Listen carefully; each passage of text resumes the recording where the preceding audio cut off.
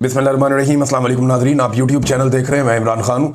नाजरीन, रिजवी बरादरान का पता चल गया है कि ये कहाँ पे गए, क्योंकि अब ख़बरें चलवाई जा रही हैं पाकिस्तान के टीवी चैनल्स पे और ज़राए से ये खबरें दी जा रही हैं कि जनाब रिजवी बरादरान का पता चल गया है। उन्हें वार्न किया गया कि वो गिरफ्तारी दे दें या फिर उनके ऊपर ऑपरेशन किया जाएगा और उनको गिरफ्तार कर लिया जाएगा। तो ये बड़ी पुरानी कहानी है। ये साफ साफ और सीधी सीधी बात यह है कि रिजवी बरादरान जो है वो एजेंसियों की तहवील में नॉर्मली ऐसे ही होता है। अब वो ज़ख्मी हैं या ठीक हैं या वो सलामत हैं या क्या मामला ये भी नहीं पता, लेकिन ये ज़रूर है कि ये एजेंसियों की कंट्रोल है मामला। और अब फैसला किया गया है कि उन्हें पुलिस की हिरासत में दे दिया जाएगा या पुलिस जो है वो उनकी गिरफ्तारी डाल देगी। सादी बात ये है और ये सब जानते हैं, कोई ढकी छुपी बात नहीं है। ये कहना बहुत मुश्किल है लेकिन ये हकीकत है, फैक्ट है, इसे हम भाग नहीं सकते। कल एक सीनियर जर्नलिस्ट कह भी रहे थे कि एक भाई भाग गया और दूसरा जो है वो एजेंसियों की तहवील में। बहरहाल अब उन्हें पुलिस के हवाले किया जाएगा, उनकी गिरफ्तारी डाल दी जाएगी, फिर उन्हें अदालत में पेश किया जाएगा, फिर जो कानूनी मामला है वो चलते रहेंगे, ज़मानत की कोशिश होगी, वो सारी चीज़ें चलती रहती हैं। लेकिन असल मामला ये है कि मामला क्या तय हुआ, यानी अगर ये एजेंसियों की हिरासत में है, दोनों भाई है, दोनों में से एक भी, तो मामला क्या तय हुआ और किन शराइत के ऊपर चीज़ें आगे बढ़ रही हैं। नॉर्मली ये जो एजेंसियाँ दबाव डालती हैं और लोग बाहर आकर ये कहते हैं जी हम तो शुमाली इलाका जात में चले गए थे। कुछ लोग ये कहते हैं कि वो अभी गिरफ्तार हुए हैं। यानी आपको याद होगा इंतज़ार पंचुता साहब जो थे, उन्हें एजेंसियां उठाकर ले गई थी और बाद में वो एक वकूआ बना के उनको बाजियाब करवा लिया गया। फिर आपको याद होगा कि अहमद नूरानी के दो भाइयों के साथ क्या हुआ था। एजेंसियां उन्हें उठाकर ले गई थी और बाद में उन दोनों भाइयों को जो वो कच्चे के डाकुओं से रिकवर कर लिया गया था।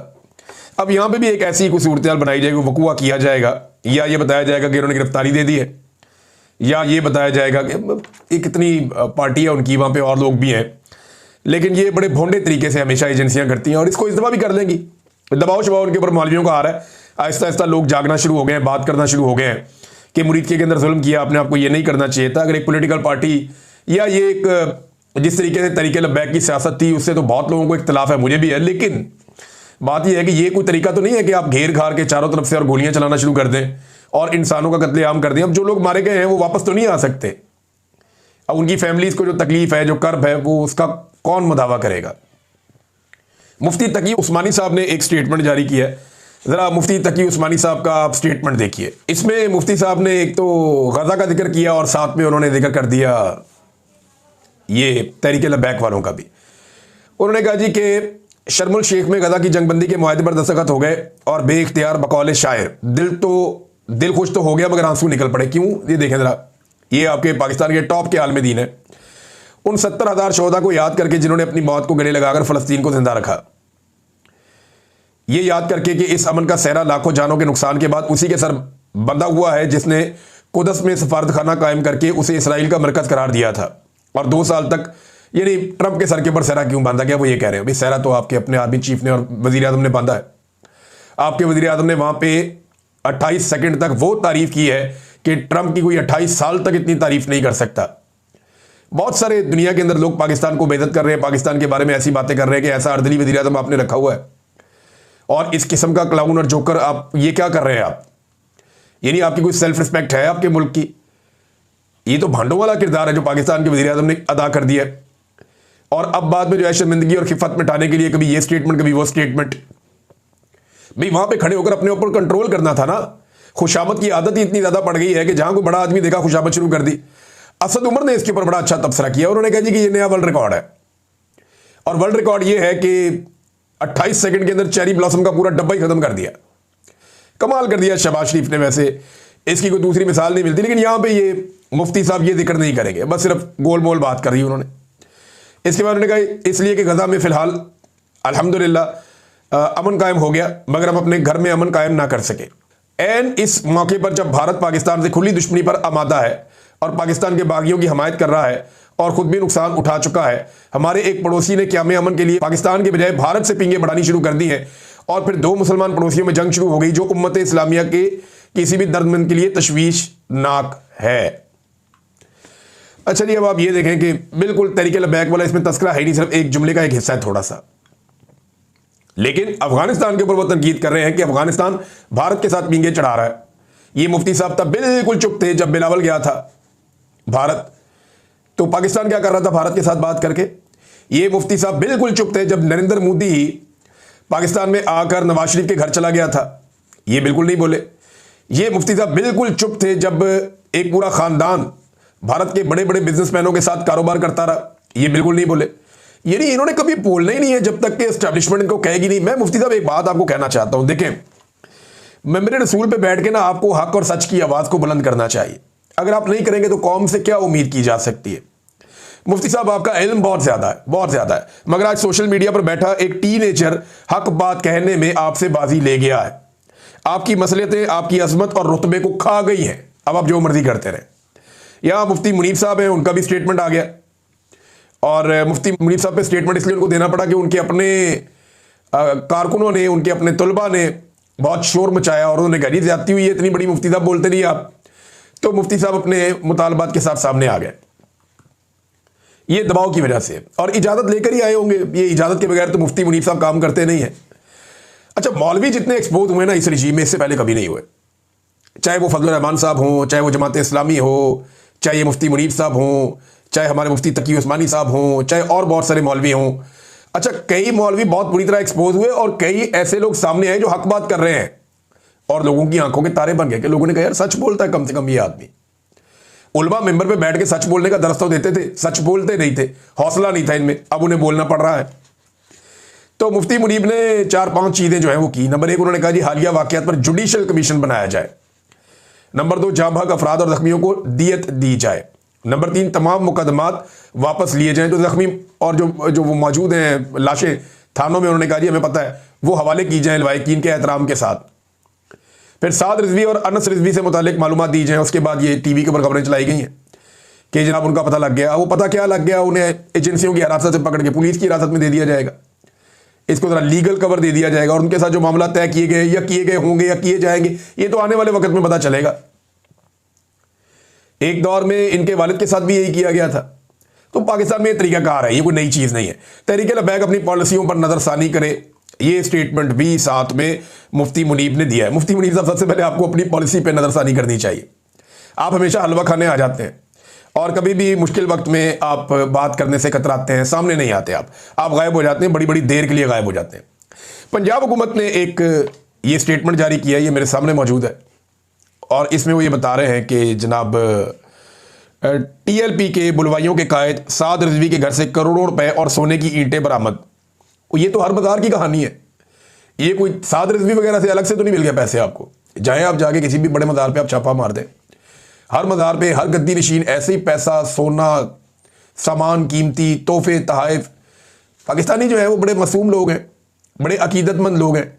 लोग नजराने चढ़ाते रहते हैं, लेकिन वो नजराने जाते कहाँ हैं ये कभी किसी ने हिसाब मांगा नहीं।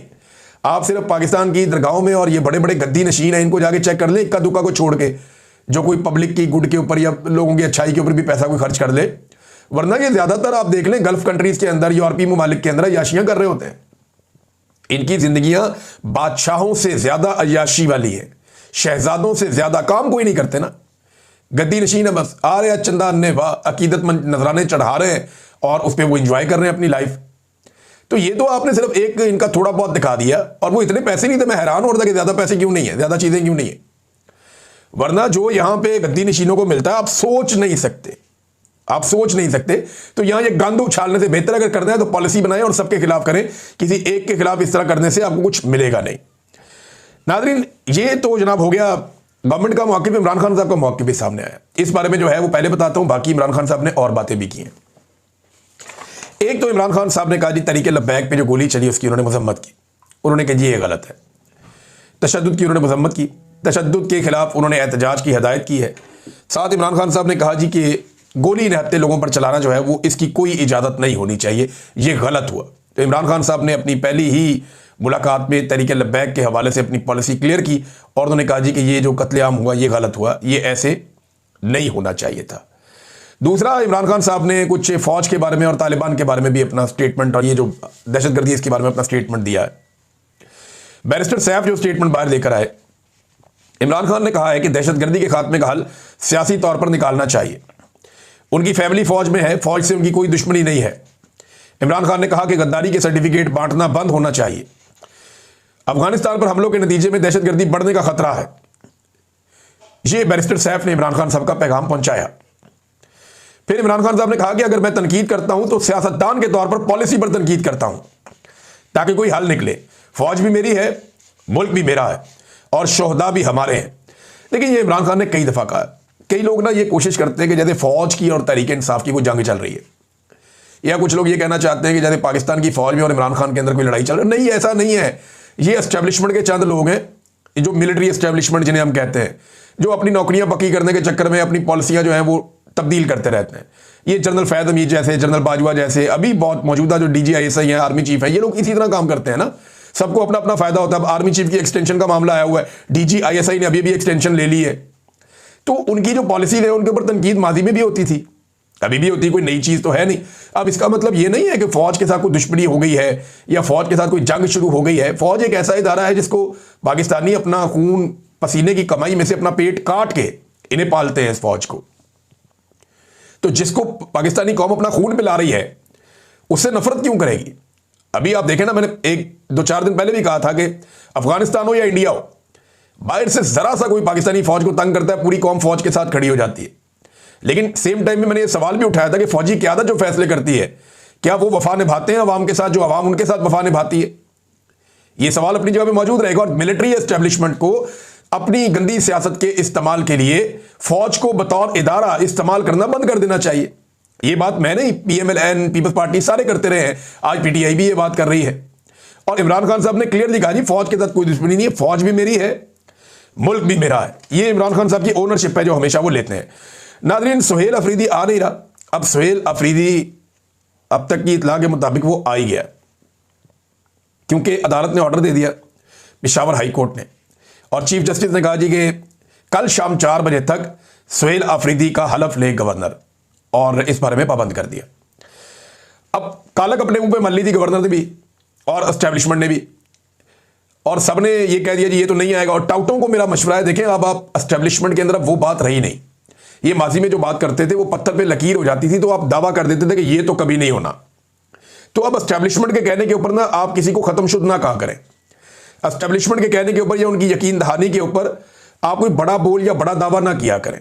अभी कुछ लोग कह रहे थे मेरा नाम बदल देना, मैं माफी मांग लूंगा अगर ये वज़ीर आला बन गया, ये कभी भी नहीं बनेगा, ये बन ही नहीं सकता, फैसला हो चुका है। ये एस्टेब्लिशमेंट आपको कहानियां सुनाती है। वो बेचारे कहते भी ठीक है, उनका ये नीयत भी होती है, लेकिन अब उनमें वो दमखम नहीं है, उनमें वो पसली नहीं है। पाकिस्तानी कौम उनसे बहुत ताकतवर और बहुत आगे निकल गई। अब एस्टेब्लिशमेंट को यू टर्न लेने पड़ते हैं, अपने फैसले बदलने पड़ते हैं। अब आने वाले दिनों में और भी फैसले बदलते हुए देखेंगे। तो मुंह काला किया कुछ लोगों ने अपना। अब बिलावल जो है वो गोंगलुओं से मट्टी झाड़ते हुए गवर्नर को कहता है, गवर्नर साहब आप जहाज लेकर जाएं खैबर पख्तूनख्वा और जाकर अपनी आईनी जिम्मेदारी पूरी करें। तो पिछले 4-5 दिन से क्या हो रहा था, ये जो 8 तारीख से ड्रामा लगाया हुआ है और आज 14 तारीख है, पिछले 1 हफ्ते में आपने इस लेवल का ड्रामा किया है। पीपल्स पार्टी ने ऐसा गंद मारा है, पीपल्स पार्टी ने, ये जमहूरियत की सबसे बड़ी दुश्मन है पीपल्स पार्टी। इनको सिर्फ इक़्तिदार चाहिए। बिलावल का वो जुमला याद है आपको, ब्रूट मेजॉरिटी, वो बात याद है, डंडे वाली जमहूरियत, यही बिलावल है ना। और अब गवर्नर को पहले बिठाया हुआ था सिंध के अंदर के इधर बैठो, नहीं जाना वहां पे खैबर पख्तूनख्वा। अब जब अवाम भी खड़ी हो गई, वहां वोट भी बढ़ गए, एक भी MPA इनसे नहीं टूटा।